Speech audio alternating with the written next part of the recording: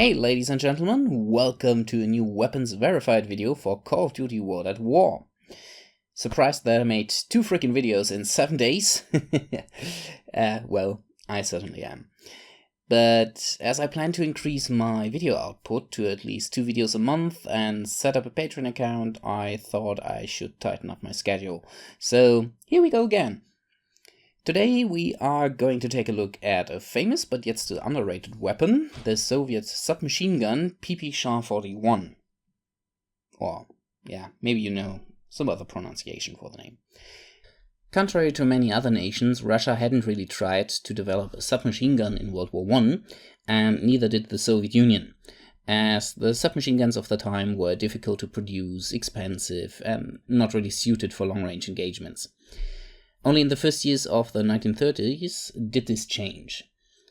In 1934, the PPD was introduced, developed by the highly decorated gunsmith Vasily Degtyarev, who had also developed the light machine gun named after him, and the heavy machine gun Dishka, 1938.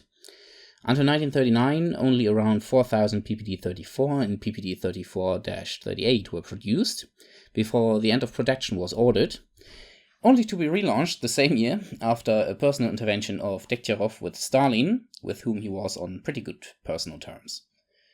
But still, a general disregard for submachine guns was entrenched in the Red Army. Until the Winter War against Finland. In this short and for the Soviet Union surprisingly bloody war, Finnish troops armed with the superb Suomi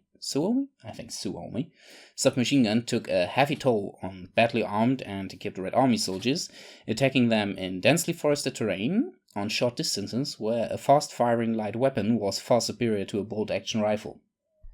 Suddenly realizing the need for such a weapon, the Red Army called for the production of the PPD to be stepped up and the weapon itself simplified.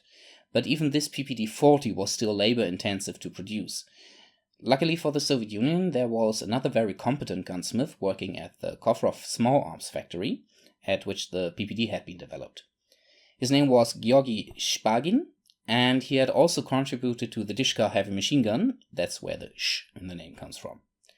While the metal parts of the PPD had to be milled, Shpagin's submachine gun largely utilized cold pressing, welding, and stamping from sheet metal, which reduced not only production times, but also resource consumption and simplified the process in various aspects, so that even untrained workers were able to conduct a lot of the tasks.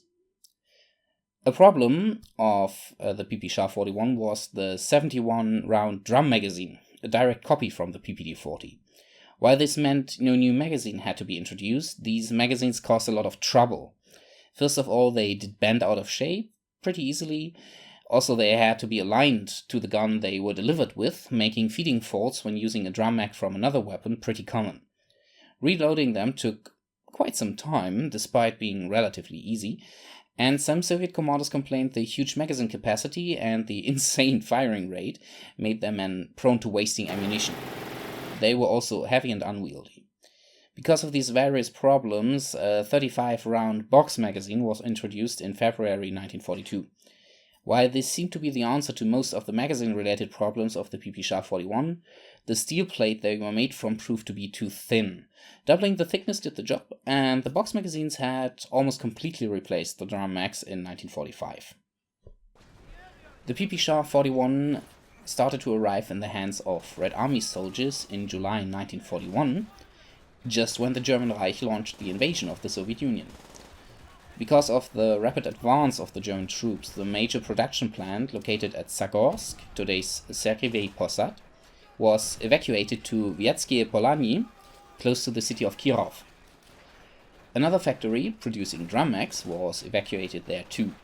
Shpagin was appointed chief designer of this production complex, and it became the main producer of the PPSh-41, delivering more than 2 million submachine guns to the Red Army. While the weapon was simple enough to be produced even in small workshops, the second major production center was Moscow, where in November and December 1941 some 14,000 weapons were directly delivered from the production lines to the front line. In total, the Soviet Union produced 5.4 million PPSh-41 during the course of the war. In fact, they produced so many, and the Wehrmacht captured such an amount of them, that it was officially introduced in 2 variants into the arsenal of the German army. The unaltered version was designated MP717R and used the 7.63 by 25mm Mauser ammunition, also known as .30 automatic or .30 Mauser. As it was almost identical to the originally used 7.62 by 25mm Tokarev, they worked flawlessly with those. The other variant was the MP41R PPSh-41, converted to use the 9mm Parabellum cartridge of the MP40 and the stick magazines of the same weapon. Apparently this variant wasn't very popular, as it took away what German soldiers liked most about the gun, the huge magazine. However, they were used by so many soldiers, they even made German manuals for both variants. Because the submachine gun was easy to use, to operate and available in huge numbers, whole Red Army battalions were armed with it. While this proved to be less effective on open battlefields, during city fights and assaults on dug-in enemies, these units were quite successful. Thousands of PPSh-41s were dropped behind the German lines to equip Soviet partisans, and there was even experimentation with a close air support modification for the TU-2 bomber, consisting of dozens of PPSh-41 mounted in the bomb bay. After the Second World War, massive numbers were given to Soviet allies like Communist China, where it saw service against the UN forces in the Korean War, and North Vietnam, where it was used in the Vietnam War.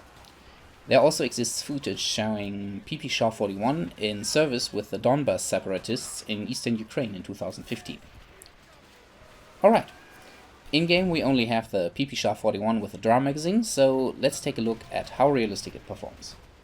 According to my stopwatch, it empties the magazine of 71 rounds in 3.75 seconds.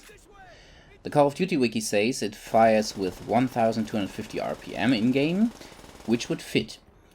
Sadly, this also means it is not historically accurate, as the known firing rates were between 900 and a bit over 1000 rounds per minute, meaning the mag should only be empty after well over 4 seconds.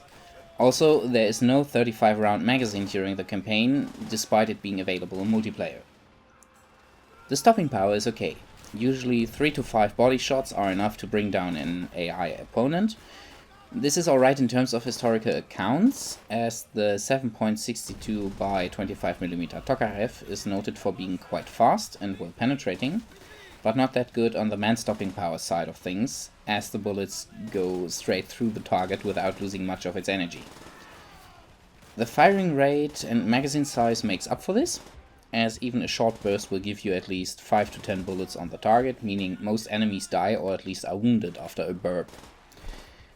This makes it an excellent weapon for clearing rooms and buildings, just as it was in reality. Additionally, it is surprisingly accurate. While the high rate of fire usually would suggest otherwise, in reality it seemingly helps keeping the gun on target. And this translates pretty well in the game. While the spread if fired from the hip is enormous, and rightfully so, if fired from the shoulder, you are easily able to keep the PPSh-41 or PPSh on target and mow down a group of enemies with surprising precision. While it is far too precise on long range, this is due to Call of Duty World at War not having real bullet physics. In total, I would say the PPSh-41 is depicted pretty well in the game, besides the missing 35 round mag in single player and the slightly too high firing speed. You get a good feeling why the gun was very well liked by both sides in World War II and how it excelled at close quarters. That's it for today. Again, thanks to Phil for sharing his experience and his video with this weapon with me. Seriously, is there any gun from World War II you haven't fired yet? Oh, I'm preparing a Patreon account which will go online after the next HGV video has been released, so stay tuned on Facebook and Twitter. And anyway, next up in this series is this wonderful gun. If you liked the video and want to see the next one, please consider subscribing and, of course, turning on notifications. Also, likes are always highly appreciated. For other videos from the Weapons Verified series, take a look here. For my other stuff, click right here. And that's it for today. All the best, and see you on the next video.